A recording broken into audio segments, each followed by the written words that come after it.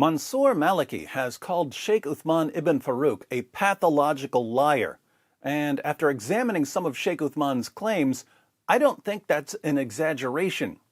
Mansour is one of several Muslims who've been exposing Shaykh Uthman for lying about Islam in order to appease his American audience and for being friendly towards non-Muslims.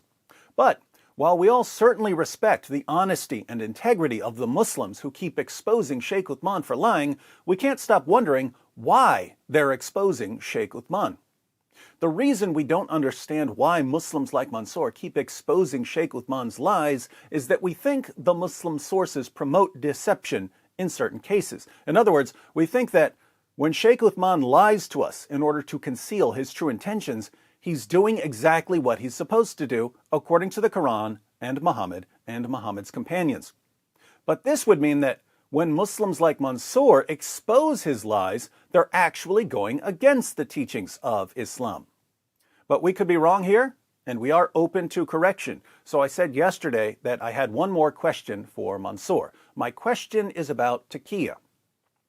When most Muslims think of Taqiyya, they think of situations where someone is going to kill you for being a Muslim or for being from the wrong sect of Islam, and so you deny being a Muslim or deny being from the wrong sect of Islam. Lying in these cases is permissible in Islam. But there are other situations where lying is permissible, and as I'm reading the Quran and commentaries, Shaykh Uthman seems to be justified in Islam when he deceives us.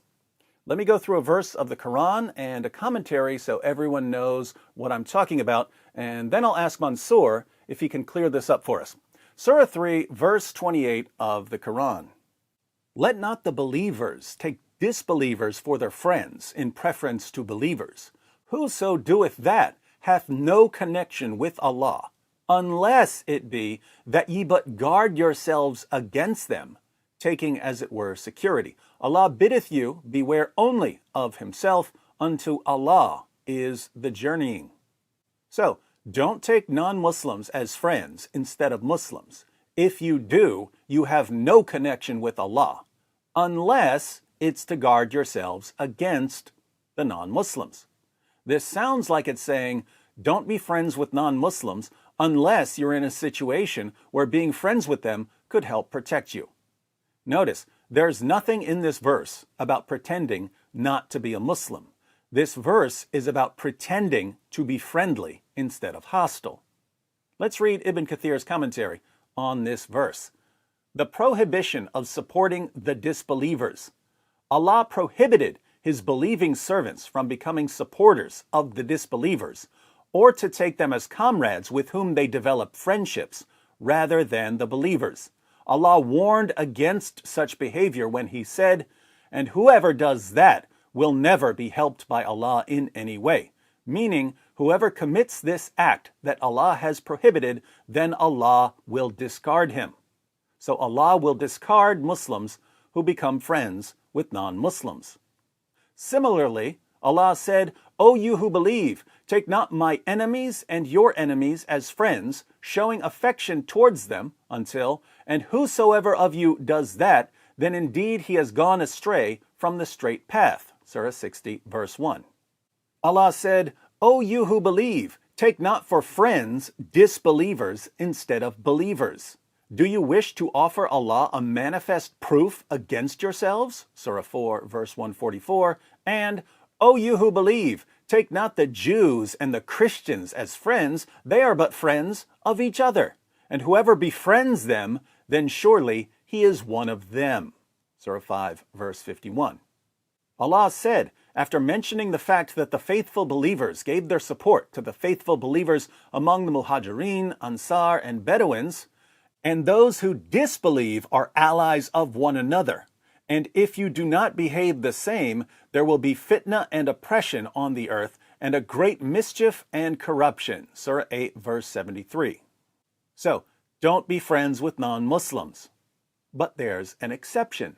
Allah said next, unless you indeed fear a danger from them, meaning except those believers who, in some areas or times, fear for their safety from the disbelievers. In this case, such believers are allowed to show friendship to the disbelievers outwardly, but never inwardly. For instance, al-Bukhari recorded that Abu ad-Darda said, "We smile in the face of some people, although our hearts curse them." Al-Bukhari said that Al-Hasan said, "The Taqiyya, i.e. Taqiyya, is allowed until the day of resurrection." So, let's think about the situation Shaykh Uthman is in, giving dawah in California. Shaykh Uthman has admitted that his goal is to subjugate the entire world, force all non-Muslims to pay jizya, and enslave the wives and children of anyone who refuses to pay. That's his goal, he admitted it. But is it a good idea for him to announce his plans to non-Muslims? Of course not. He would end up on multiple watch lists. His listeners would be more hostile towards him if they knew he was plotting to enslave their wives and children. Telling the truth would mess up his dawah. So, even though he's hostile towards non-Muslims, and you can see this when he interacts with non-Muslims, he loves to call them names and insult and degrade them, even though he wants to subjugate and enslave non-Muslims, he could fear for his safety from the disbelievers because he's living in a non-Muslim country and is massively outnumbered by non-Muslims. What's he supposed to do then? Well, he's allowed to show friendship outwardly, but never inwardly. He's allowed to smile in our faces while cursing us in his heart. He's allowed to pretend to be friendly. He's allowed to pretend to be peaceful. He's allowed to deceive us. So, what should he do when people start circulating a tweet where he admits that he wants to subjugate and enslave us? Well, he could claim that his words were taken out of context, as he did when he was originally asked about his tweet during a live stream. So what happened is some dude on Twitter, some troll, I don't know who he is, but made a bunch of comments saying that I don't believe in jihad al-talab and I've denied that there is jihad al-talab and this kind of things. And what I said is that I have clarified these views. And what I said, people have misconstrued that by cutting off the top part of the commentary. We have durus, and we're going to have in Zad al-Mustaqni', and which is what I said in the part of the comments that people cut off as well, and which is what I said. If the context defense doesn't work, he can just say that someone else posted it. So that tweet was not from me personally. It was from my Twitter account, right? Somebody who volunteered to take care of the Twitter account made that post, and as I disapproved of it, he deleted it.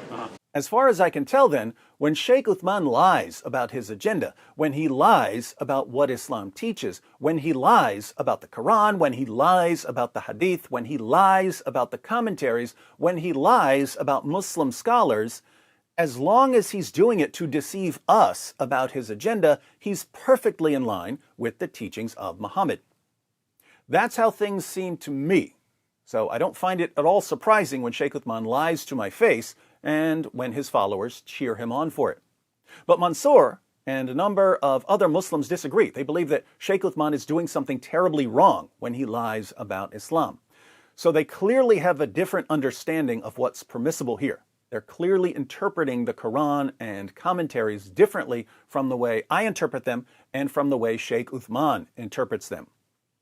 So, my question to Mansour is, why is it wrong, according to Islam, for Shaykh Uthman to deceive his listeners and keep them completely clueless about his true intentions in order to protect himself and his community? What is he doing wrong here? Why should he be honest when being honest would ruin his dawah and get him into trouble with the authorities? I look forward to reading your response, Mansour, and thank you again for responding. I know that answering my questions gets you into trouble with Shaykh Uthman's fans. I'm glad you don't seem to care when they harass you.